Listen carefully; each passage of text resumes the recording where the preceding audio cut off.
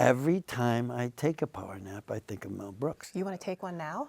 Oh, Lola.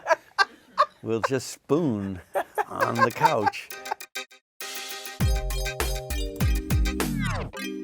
Welcome to Couch Surfing, the show where sinfully delightful guests look back at their big roles, their little roles, and everything in between.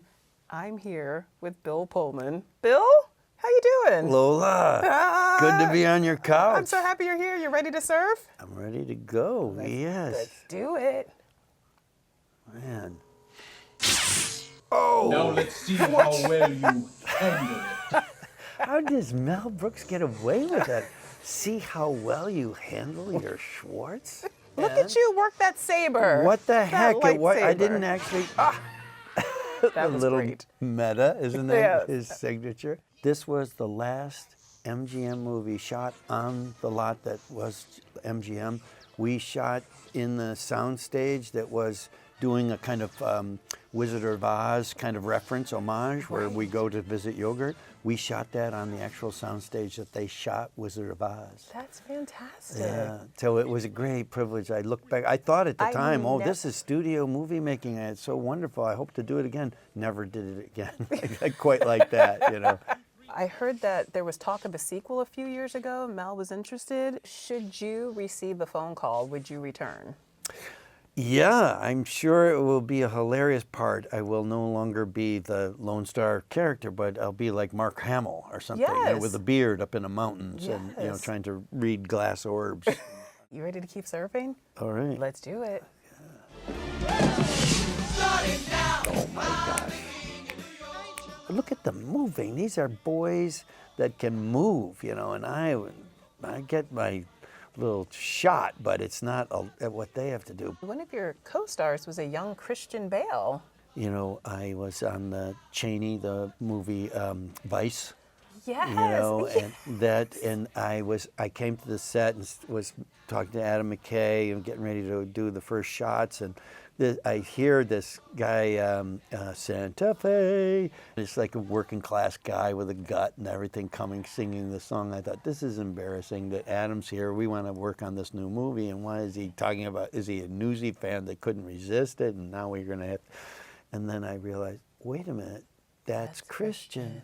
But I thought that was so sly of him to, because he knew that I wouldn't get it at first, but then by thinking about it, I realized, He was brilliant in that film. long way from Newsies. Long way from Newsies. All right, let's keep going. Okay, so you're going to have to help me move our couch. Oh my gosh. You know, John Turteltaub has directed this, and I always think of how fun he was giving us this much permission to ad-lib and improvise and things. We did the last shot of the movie. We were way out on a cornfield. All of a sudden, John grabbed Sandra's hand and grabbed mine and said, run. And I didn't know what we were doing. Run? Where do we run? And we ran out to the middle of this stubble field, and we put all our arms around each other and just put our heads in. He just goes, I want to tell you how much fun this movie was made, and I hope whatever happens, we always remember how much fun we had making it. I've never had anything else happen like that before or since. Up next.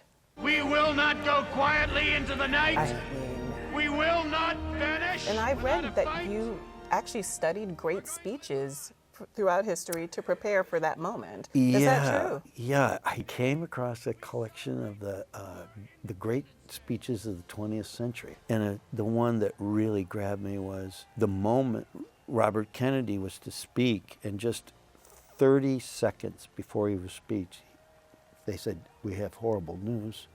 Martin Luther King has been killed. And then he had to talk.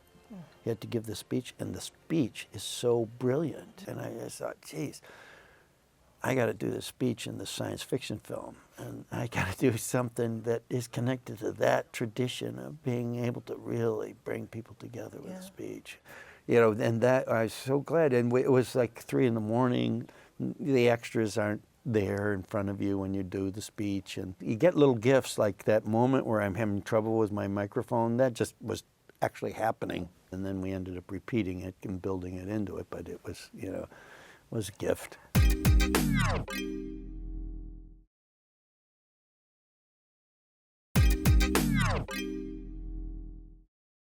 Welcome back to Couch Surfing. I'm still here with Bill Pullman. Bill, shall we continue? I think we should. All right. What do you mean you're where? Okay, so this is terrifying. And it's one of my favorite lines that I've ever said. You're f***ing crazy, man. That's crazy, man. I'm there in your house right now. That's f***ing crazy, man. What did David Lynch have to say about this scene in particular? You know, he just asks you to keep thinking about things rather than trying to present that there's an answer that would close your investigation, you know. So I remember one of the amazing things was a very simplest thing that only David Lynch could make suspenseful in the way that it is, walking down a dark hallway. He goes, okay, you see the hallway. It's dark. You start walking into it, and at a certain point, it goes kabuki. What? Okay, places. I felt like I understood it. You understood what Yeah, he was by saying. that time, knowing his mind and everything, it helped get to it without feeling like he's not watching the monitor going, yeah, that's kabuki. No, that's not kabuki. You know? But it was good. Okay, let's see if this next project is kabuki. Okay. All right. Yeah. Oh, kind of kabuki. Oh my gosh. It's the Grudge. Grudge. Yes, which is A bit is kabuki. bit kabuki. Lost Highway to the Grudge. Wow, that's amazing. Since we're on this Lynch Yes, let's keep Grudge going. connection, that was probably one of the other great puzzling directions I got from a director. Because this movie starts, not to blow it, because everybody's seen it, Yes, but at this I point. wake up in bed and something is drawing me to walk towards the balcony that's outside. And in the stage directions, it says, he turns and gives a half smile. So his direction, Takashi Shimizu-san, he said, okay, half smile. Half of you is smiling, and the other half is not. Go. Okay. Well, how do you do that? Like one side going down, one side going up. You know, something like that that is a little bit enigmatic, I think, can be a really great way to get into a scene. Half of me is smiling right now as I think about this next project, and the other half of me is also smiling. Go. Very good. Go. Yeah. I love you. You love me. Let's do this. But an hour later, we were You're married. playing a president again. Yes. Is it true you were hesitant to take on this role? You weren't sure about playing another president? Yeah, you know, there's something that was so iconic about Independence Day, and even doing the sequel to Independence Day, I didn't know. And when I was offered this part, I thought maybe it's just going to diminish the original movie. But then I thought, you know, the truth was I never saw Star Wars when I did Spaceballs. What? I missed it. I was out of it, and How I'm is that doing possible? I'm doing the parody of it, and I haven't seen it. Is that legal? I don't know. And I thought, you know, I'm going to do the comedy version of a president, and it's almost like you do the satire Right. as well as it's the Greek tragedy. You know, they used to have the tragedies, but they'd have a satyr play beforehand. It's like going back thousands of years, Bill. I think you can take this job. All right, up next. Once.